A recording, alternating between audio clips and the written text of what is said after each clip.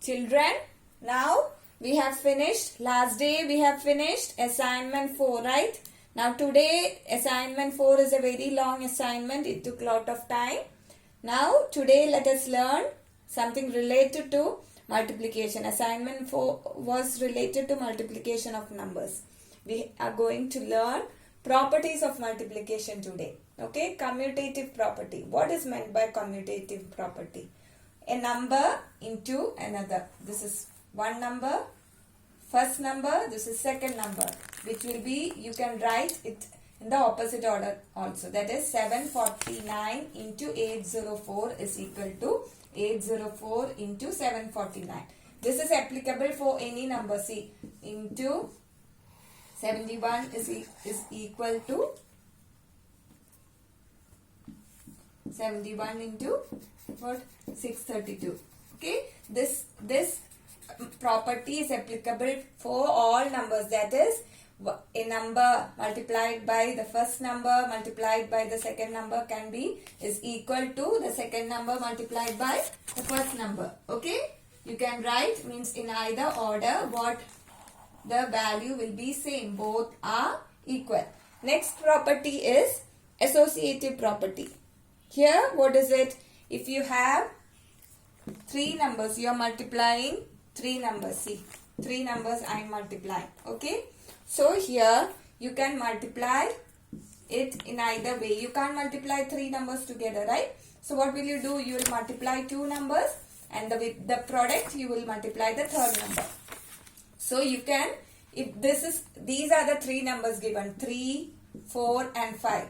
You can either multiply 4 and 5, and whatever answer you get, that you can multiply with 3, or what you can do, you can do 3 into 4 and multiply it with 5. That means you can do in any order, which can also be written as what? You can multiply 3 into 5 and you can multiply it with 4. Okay, that means this is called associative property. Means you can, if then any two of the group can be multiplied together and will be multiplied by the third one. Means you can multiply any two of this first and then multiply it to the third one. Any order you can do multiplication. Either 3 into 4 you can do and multiply with 5, or you can do 4 into 5 and then multiply with 3, or you can do 3 into 5 and multiply it with 4. So any order in which you multiply, you will get the same answer. Okay, this is called associative property. Okay. Now the third property is distributive property of multiplication over addition. That is, if you are given two numbers, that is 6, the sum of two numbers, 6 plus 8 into 4. This is what is given. Okay, this is the question. Then how you can do? You can distribute the multiplication. That is, you will write it as 6 into 4 plus 8 into 4. Okay, that means 6 plus 8 into 4 is equal to 6 into 4 plus 8 into 4. And it is also equal to what? 6 plus 4, what will you get? 14. 14 into 4. Okay, that means you can distribute the multiplication with two numbers. Means this number, this 6 plus 4 into 14 is 14 into 4, right?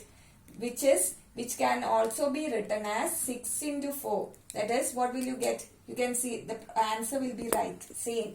Here, see, you are writing 6 plus 8 into 4 as what? 6 into 4 plus 8 into 4. What will you get here? 24 plus 8 into 4 is 32.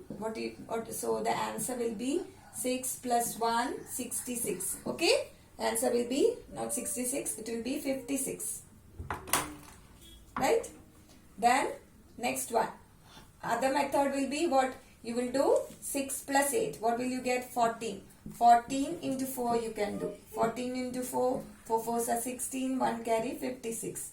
See, the both ways you are getting the same answer. So what we are doing here is multiplication can be distributed over addition. If there are two numbers given, two numbers are being added and that has to be multiplied with a number, another number. You can multiply the number with each of them and find the sum. Here 4 is being multiplied with each of the numbers and you are finding the sum of those products. Then you get 56, which is same as 6 plus 8, that is 14 into 4. This is called distributive property of multiplication over addition. Okay. Now next one, that is distributive property over addition we have seen. Next is distributive property of multiplication over subtraction. See here subtraction is happening and you are multiplying with 5. So here distributive property means you can multiply 8 with 5 and minus what? 3 into 5. Okay. So what will you get? 8 into 5 is 40, right? Minus 15. 40 minus 15 will give you 25. Okay. 25 will be the answer. Okay. The difference between 40 and 50.